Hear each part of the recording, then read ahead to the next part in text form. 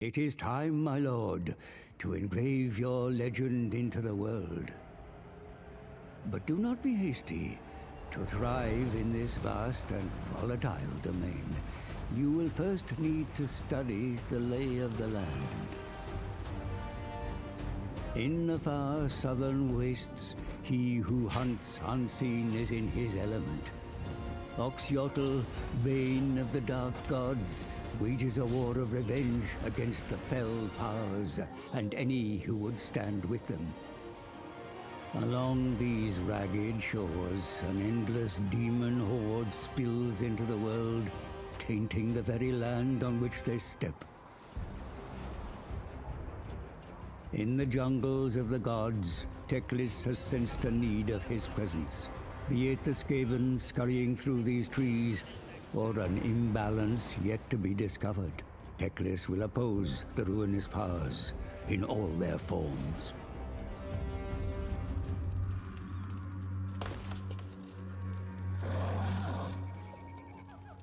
Khalida, High Queen of the Court of Lybaros Tomb Kings, has reclaimed her ancient homeland. But her reign is fraught with challenge. The Silver Host vampire counts also lay claim to these lands, and from their cold hands, Khalida must pry the crater of the walking dead. To the lush east, Kugath Plaguefather scours the Dragon Isles for new ingredients to fortify his plagues. Amongst the tropical palms and sandy shores, he discovers an enemy. Tepok spawn are a tenacious breed of lizard men, mysterious and otherworldly, with little love for the agents of chaos. In life, Helman Ghost's taste for adventure took him far from the Empire's borders. Perhaps it is the ghost of his past explorer that has seen him to the haunted forest, where he is set upon by all manner of creatures and all manner of new corpses to repurpose. A resource he'll find in abundance within Grand Cathay. If my sister is found delinquent in her duty, then we defend the bastion.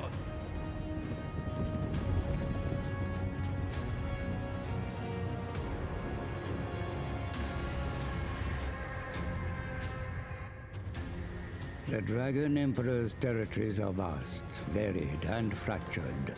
Amongst the stoic Cathayans, whose architectural prowess is beyond compare, skulk creatures of foul intent. The vampiric curse siphons life from the land, which is trampled beneath the heavy boot of orc warbands, and, burrowing deep into the heart of this once great nation, a subtle infection of Skaven.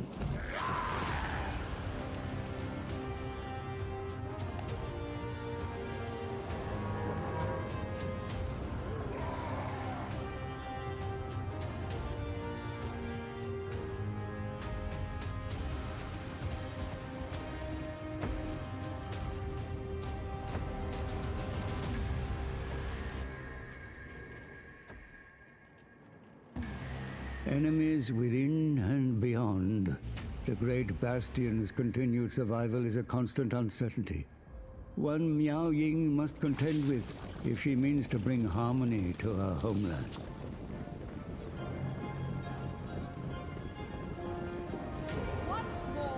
In the barren north, hope, mercy, and virtue are not common commodities. These jagged rocks, sickly forests, and broken mountains mirror the soul of a world overrun by corruption.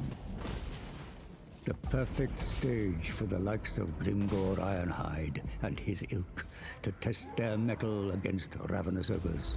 In the path to the east, the Green Slaughterer will find game worthy of his considerable prowess. In these twisted chaos wastes, ambitious and cruel men devote themselves to the dark gods in exchange for a morsel of strength. Seldom few manage to wrestle more than scraps from the gods' table. But Archaon, the Ever-Chosen, is not one of them. He will use his demonic gifts to see the mortal world bleed. But the mortal world is not so easy to tame. When men like Boris Ursus grow tired of being a shield, and instead become the spear. Not abandon Kislev. Kislevite spears are a tool the demon prince knows intimately. In his past life, he wielded one in the name of honor. Now, he wears a different name and cares only for forging himself into a weapon of unfathomable destruction. Sometimes, carried on the whisper of an ice-laced breeze, he hears the name Daniel. Show yourself, Zarkar!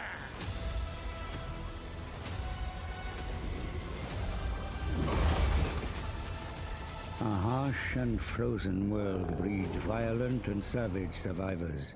Slave traders, brutes, and self-made kings war over slivers of habitable soil in the Norscan mountains. But beyond lies the bulwark of Kislev, a tempting prize for the Agents of Chaos, and the most direct route into the wider territories of man.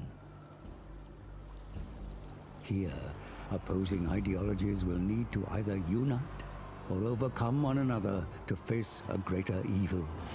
The great orthodoxy protects you. I protect you. Take not one step backward.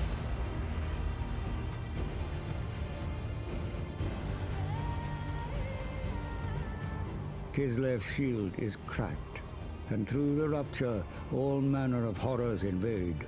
A fact felt keenly on the isolated shores of Albion, which will soon serve as Bellacor's throne. I sit upon the precipice of God. There is no respite from corruption even in the waters, where dark terrors and vampiric pirates command legions of undead vassals. In the kingdoms of Nagaroth, the Witch King builds a twisted army of hatred. There is no price Malekith would not pay to claim the Isles of Ulthuan and subjugate those who denied him his birthright.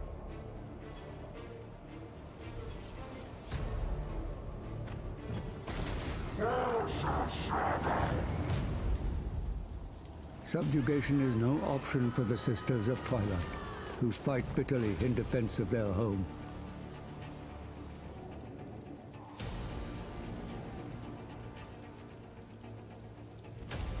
But the decadence of the Dark Elves has summoned Slaaneshi invaders, and it is Lord Mazdamundi, the Slaan mage priest, who must hold fast at the borders of Lostria.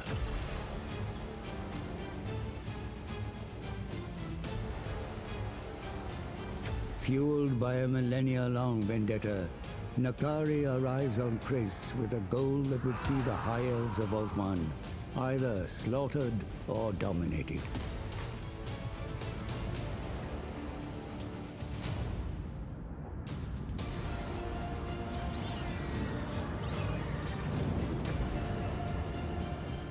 The descendants of Arnerian, beware.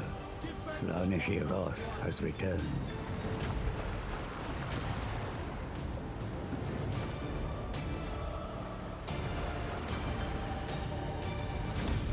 Lostria, a continent rich with all manner of life. Here, civilizations as old as the world offer insight into a past rife with hardship, where brave lizard-men warriors laid down their lives in accordance to the Great Plan. A war still waging to this day.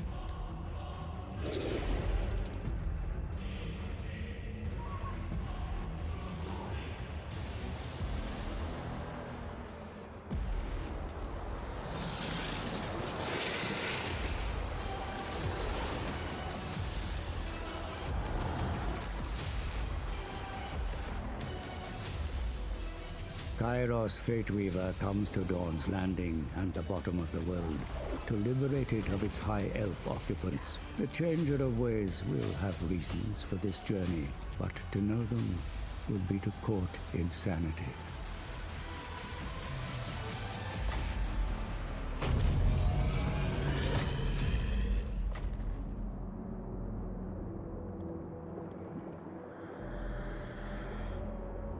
Manfred von Karstein's lust for power has led him deep into the shifting sands, where he contends with the likes of an undead contemporary, Citra the Imperishable.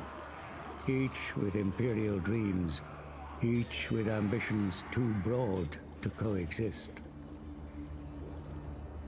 The hard rock and barren landscape of this pitiful mortal realm is a poor substitute for the glory of Khorne's eternal battlefield. And although Skarbrand the Exiled is as far from his lord's skull throne as he could possibly be, he finds some solace in the blood of an unending parade of orcs.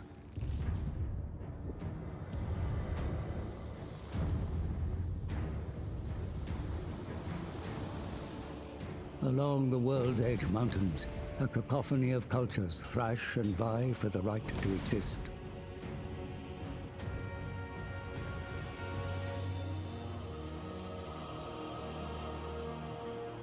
But it is the Dawi with the most at stake, and so Thorgrim Grudgebearer remains close to the ancient seat of his power. A wise king indeed. Fellow Dawi, I see all scope. They foul our mountains with their vile taint.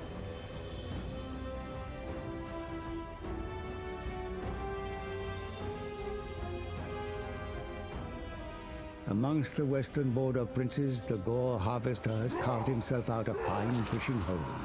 Scrag the Slaughterer is a far cry from his fellow ogres, but he'll eat his way to the Great Maw eventually, one Empire footman at a time.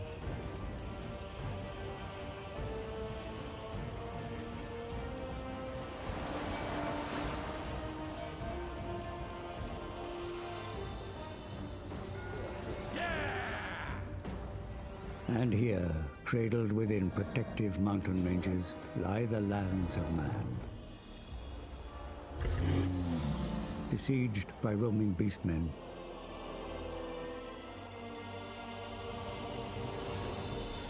ravaged by orc tribes, threatened by haughty wood elves, and plagued by infighting that would tear them asunder. They must unite beneath a single banner or risk extinction. The world is indeed vast, the players constantly shifting, and there are further dangers here than meet the eye. It will take more than military might to conquer the unending threats, more than spirit and diplomacy to survive. It will take the forging of an immortal empire.